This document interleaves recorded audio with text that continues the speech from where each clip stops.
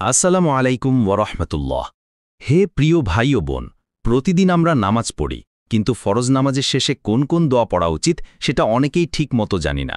আজকে আমরা জানব নামাজের শেষে রাসূল সাল্লাল্লাহু আলাইহি ওয়াসাল্লাম আমাদের কোন কোন দোয়া শিখিয়েছেন। ফরজ নামাজের পর দোয়া ও জিকিরের গুরুত্ব। রাসূল সাল্লাল্লাহু আলাইহি ওয়াসাল্লাম বলেছেন, যে ব্যক্তি ফরজ নামাজ শেষ করে, যদি সে আল্লাহকে স্মরণ করে, আল্লাহ তার গুনাহ মাফ করে দেন। সহিহ মুসলিম। তাহলে আসুন দেখি ফরজ নামাজের শেষে আমাদের কি কি দোয়া ও জিকির পড়া উচিত। ১.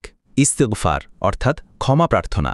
নামাজ শেষ করে প্রথমেই ৩ বার বলবেন, আস্তাগফিরুল্লাহ অর্থ আমি আল্লাহর কাছে ক্ষমা চাই। ২. তারপর এই শান্তির দোয়া পড়বেন, আল্লাহুম্মা আনতাস সালামু ওয়া মিনকাস সালামু তাবারাকতা ইয়া যাল জালালি ওয়াল ইকরাম। অর্থ, হে আল্লাহ, আপনি শান্তির উৎস, আপনার কাছ থেকেই শান্তি আসে, হে মহিমা ও সম্মানের অধিকারী, আপনি কল্যাণময়। ৩. আয়াতুল কুরসি। রাসূল সাল্লাল্লাহু আলাইহি ওয়াসাল্লাম বলেছেন, যে ব্যক্তি প্রতিটি ফরজ নামাজের পর আয়াতুল কুরসি পড়ে, তার জান্নাতে যাওয়ার পথে কেবল মৃত্যু বাধা হয়ে থাকবে। নাসাই। ৪. তাসবিহ, তাহমিদ, তাকবীর। ফরজ নামাজের শেষে ৩৩ বার করে পড়বেন। সুবহানাল্লাহ ৩৩ বার পড়বেন। আলহামদুলিল্লাহ ৩৩ বার পড়বেন। আল্লাহু আকবার ৩৩ বার পড়বেন।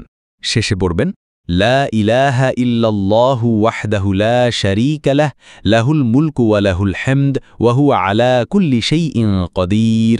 অর্থ, আল্লাহ ছাড়া কোনো উপাস্য নেই, তার কোনো শরিক নেই, রাজত্ব তারই, প্রশংসা তারই, এবং তিনি সব কিছুর উপর ক্ষমতাবান।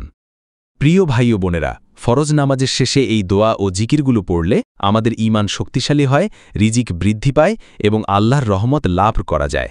তাই প্রতিদিন চেষ্টা করুন নামাজের পর এই দোয়াগুলো নিয়মিত পড়ার। আল্লাহ আমাদের সবাইকে তার স্মরণে অটল রাখুন। আমিন। জাযাকুমুল্লাহু খাইরান। আপনি শুনছিলেন ফরজ নামাজের পর কোন দোয়া পড়বেন। রাসূল সাল্লাল্লাহু আলাইহি ওয়াসাল্লামের শিক্ষা, মাসুম বিল্লাহর কলমে।